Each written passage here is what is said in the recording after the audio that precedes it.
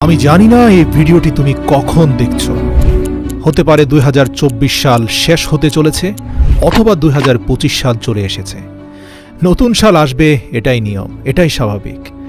তবে বন্ধু, ক্যালেন্ডার বদলায়, কিন্তু তুমি বদলাওনি।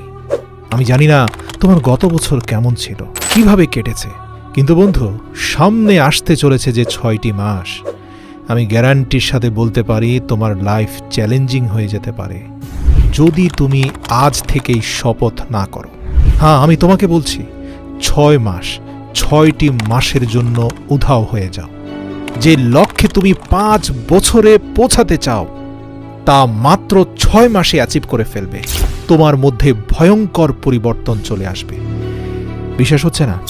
আজকের তারিখটা তুমি নোট করে নাও, আর ভিডিওর মধ্যে ডুবে যাওয়ার আগে দয়া করে যা কিছু অতিরিক্ত করছো তা বন্ধ করে দাও। 6 মাসের জন্য উধাও হয়ে যাও। সামনে আসতে চলেছে 6 মাসের জন্য ভুলে যাও তোমার দুনিয়াতে বন্ধু আছে। বিশ্বাস করো, কেউ কোথাও যাবে না তোমাকে ছেড়ে। 6 মাসের জন্য দরজা বন্ধ করে দাও, দূরে চলে যাও এসব ডিস্ট্রাকশন থেকে। মানে 6 মাস তোমাকে দুনিয়ার মানুষ থেকে উধাও হয়ে যেতে হবে, নিজেকে আইসোলেট করে ফেলতে হবে, ঠিক যেভাবে করোনা কালে মানুষ আইসোলেশনে চলে যেত, যেখানে শুধু তুমি, তোমার মাইন্ড, বডি আর তোমার লক্ষ্য, তোমার উদ্দেশ্য, তোমার জীবন থাকবে। কি ভাবছো? 6 মাস, এত বেশি সময়? বন্ধু, এটা শুনতে হয়তো অনেক বড় লাগছে, কিন্তু এটাও তো চিন্তা করো যে এটা তুমি তোমার লাইফ আর স্বপ্নের জন্য করছো। এটার মধ্যে যেই আসুক, যত ধরনের মানুষ যত কথাই তোমাকে বুঝাক, যত টাকা পয়সার লোভ আসুক, যে যেইভাবে তোমাকে বুঝাক না কেন, মনে করবে তারা ফালতু কথা বলছে। তোমার বন্ধু নিজের স্বার্থের জন্য তোমাকে কাছে ডাকছে।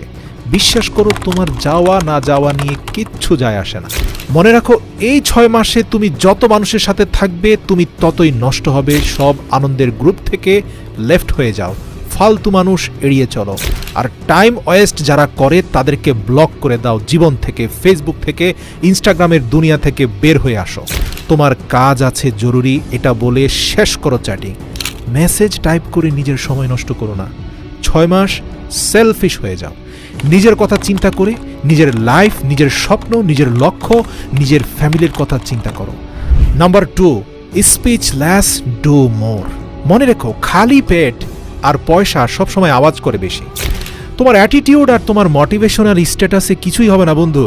কেউ কিছু বলে দিয়েছে আর তার বদলা নেওয়ার জন্য ফেসবুকে তুমি স্ট্যাটাস দিয়েছ, success is the best revenge. Status দিচ্ছ আর দিনভর বিছানায় পড়ে আছো। অন্যকে জানানোর জন্য, অন্যকে দেখানোর জন্য স্ট্যাটাস দেওয়া বন্ধ করো। ফেসবুক, ইনস্টাগ্রামের ফাঁদ থেকে বাইরে আসো।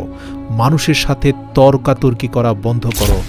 সবাইকে নিজের কথা বলো না। তোমার জীবন হচ্ছে তোমার সবচেয়ে প্রাইভেট পার্ট। সবাইকে নিজের জীবনে ঢুকতে দিও না। কখনো ভেবেছো তোমার মোটিভেশন কেন সবসময় ঠান্ডা হয়ে যায়? কারণ তুমি এমন মানুষদের সাথে থাকো যারা তোমার সব এনার্জি চুষে নিয়ে তোমাকে খালি খোসা বানিয়ে ছেড়ে দেয়। এরকম বন্ধুত্ব থেকে বাইরে আসো। মানুষকে নিয়ে সমালোচনা করা, অন্যকে নিয়ে চিন্তা করা ছেড়ে দাও। যদি তুমি না থাকো, দুনিয়া থেমে যাবে না। তোমার থেকে শ্রেষ্ঠ মানুষটা দুনিয়া থেকে চলে গেছে বলে দুনিয়ার কিচ্ছু যায় আসেনি। তোমার না থাকা নিয়ে কিচ্ছু যায় আসে না। দুনিয়া যেভাবে চলছে সেভাবেই চলতে থাকবে। মরে যাওয়া মানুষকে মানুষ একদিনে ভুলে যায়। কি যায় আসে কে তোমাকে নিয়ে কি ভাবছে না ভাবছে? আর যদি তোমার এতই ফিলিংস হয়, মানুষের কথায় যদি এতই কষ্ট হয়, দয়া করে অনুরোধ করি 3 নম্বর পয়েন্টটা মুখস্থ রাখো। মানে নিজের ফিলিংসগুলোকে জ্বালিয়ে দাও এই 6 মাসের জন্য। এই যে খিটখিটে মেজাজ হয়ে যাচ্ছে, ডিমোটিভেটেড হয়ে যাচ্ছ, মারাত্মক টেনশন হচ্ছে, তাহলে দয়া করে একটা কাগজ নাও আর লেখো কেন তোমার আত্মবিশ্বাস হারিয়ে যাচ্ছে, কেন এত টেনশন তোমার। যত রাগ, অভিমান, নেগেটিভ এক্সপেরিয়েন্স সব কিছু কাগজে লেখো, তারপর আগুন দিয়ে তা জ্বালিয়ে পুড়িয়ে তছনছ করে দাও। দেখবে তোমার ভেতরের ফিলিংসগুলো জ্বলে পড়ে ছাই হয়ে গেছে। একদম খালি হয়ে যাও। আর যদি বলতেই চাও, মানুষকে না বলে শুধু নিজের সৃষ্টিকর্তাকে বলো। রাতের আধারে হাত তুলে প্রার্থনায় তাকে বলো। মনে রেখো, মানুষকে নিজের কষ্টের কথা বলে নিজের দুর্বলতা প্রকাশ করে দিও না, বরং সৃষ্টিকর্তাকে বলে আধ্যাত্মিক শক্তি অর্জন করো। মনে রেখো, তোমার চোখের পানি মোছার জন্য কেউ আসবে না, সবাই বেইমানি করে চলে যাবে। Number 4 point, think you like a product. দেখো, 21 দিন তুমি যা খাবে, তুমি যেভাবে দেখবে, তুমি যা করবে, তুমি যা শিখবে, আমি গ্যারান্টির সাথে বলতে পারি তুমি ঠিক ওই রকম হয়ে যাবে। মানে এটা তোমার অভ্যেস হয়ে যাবে। দেখো, লোহা 21 দিন চুম্বকের সাথে থাকলে চুম্বকের মতো হয়ে যায়, কিন্তু আবার কিছুদিন দূরে থাকলে সে আবার লোহা হয়ে যায়, মানে যেমনটা ছিল তেমন হয়ে যায়। মনে রাখবে, তুমি হচ্ছ তোমার হ্যাবিটের গোলাম, তোমার অভ্যেসের দাস। তোমার হ্যাবিট নিশ্চিত করবে তোমার সাকসেস। নিজেকে একটা প্রোডাক্টের মতো ভাবো। এটা চিন্তা করো যে যদি কোনো গাড়িতে খারাপ তেল যায় তাহলে সে গাড়ি কতদিন চলতে পারে। তুমি তোমার ব্রেনকে যত ভালো জিনিস দেবে তত ভালো ডিসিশন নিতে পারবে তোমার ব্রেন। তোমার হাতে থাকা মোবাইলটাও তো আপডেট নেয় বন্ধু, তাহলে তুমি কেন নিজেকে আপডেট করছো না? কেন নিজের মাইন্ডকে খারাপ অশ্লীল ভিডিওতে ডুবিয়ে রেখেছো? কেন ইনস্টাগ্রাম, নেটফ্লিক্স আর নাটক সিনেমার জগতে তুমি ডুব দিয়েছো? এসব বন্ধ করো আর নিজের মাইন্ডকে 100 ভাগ ফ্রেশ করে ফেলো। হ্যাঁ, ওই যে বলছিলাম, মেজাজ খারাপ হয়ে যায়, মাথা ব্যথা করে, লক্ষ্য এবং উদ্দেশ্যের দিকে ফোকাস করতে পারছো না, মনোযোগ দিতে পারছো না। এর কারণ কি জানো? তোমার শরীরকে তুমি ভালো খাবার দিচ্ছ না, যত সব জাঙ্ক ফুড, অস্বাস্থ্যকর খাবার তুমি খাচ্ছ। মনে রেখো, খারাপ তেলে যেমন গাড়ি নষ্ট হয়, খারাপ খাদ্যে তোমার শরীর, তোমার মস্তিষ্কের ক্ষমতা নষ্ট হয়। বিশ্বাস করো, মনোযোগ দিতে না পারলে প্রতি সপ্তাহে 4 দিন রুটি খাওয়ার বদলে কাঁচা বাদাম খাও। এই কাঁচা বাদামের ওমেগা 3 ফ্যাটি অ্যাসিড তোমার ব্রেনের শক্তিকে বাড়ায় কিনা, তোমার মনোযোগের ক্ষমতাকে শক্তিশালী করে কিনা, হাতে নাতে প্রমাণ পেয়ে আমাকে বলো। শরীর মোটা হয়ে গেলে জিমে চলে যাও, ধীরে ধীরে নিজেকে প্রস্তুত করো। আচ্ছা, তুমি লাইফে কিছু করতে চাও আর সেটা করার জন্য তোমার এনার্জি থাকতে হবে। তোমার শরীরে যদি এত চর্বি থাকে আর যদি তুমি এত দুর্বল হয়ে যাও, তাহলে তুমি সফলতার ধাপগুলো পার হবে কিভাবে? আসছে 6 মাস, নিজেকে পাল্টে ফেলো। খাদ্য অভ্যাস চেঞ্জ করো, বডিকে ভালো কিছু দাও। স্বাদের জন্য খেও না, জীবন্ত খাবার খাও, জীবনকে ভালোবেসে খাও।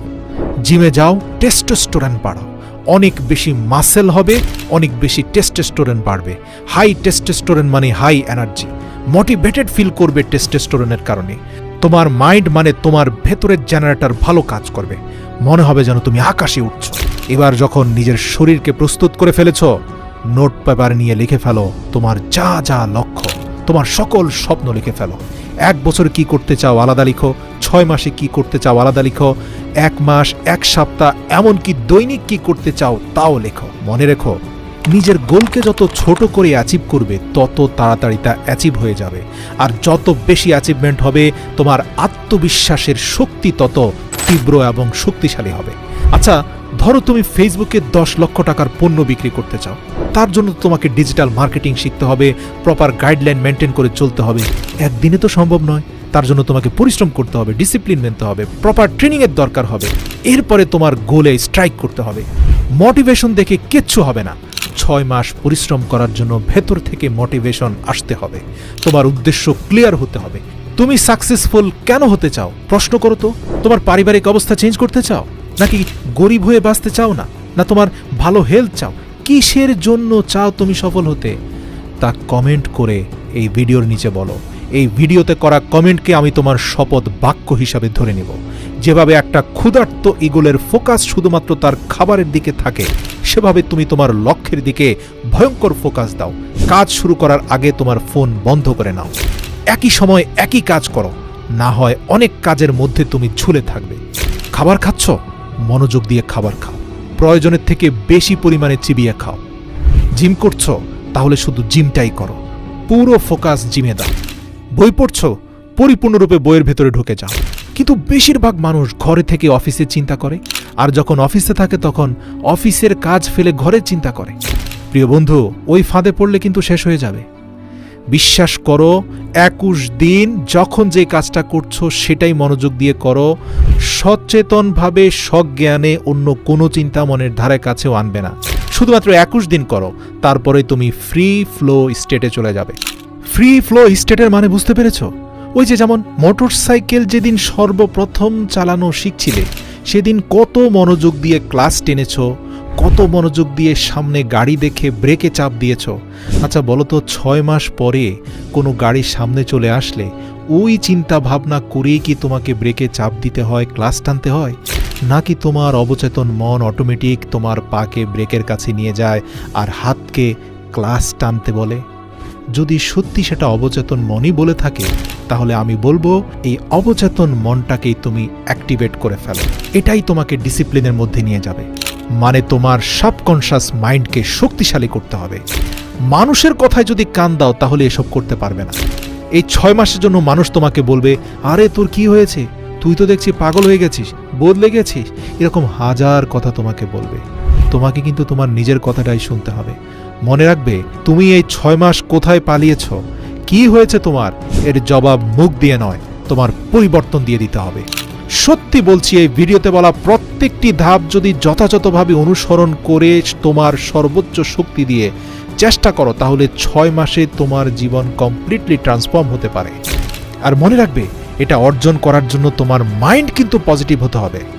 তুমি যদি আত্মবিশ্বাসহীন হও, নেগেটিভ হও, তাহলে বন্ধু লক্ষ্যে পৌঁছাতে পারবে না।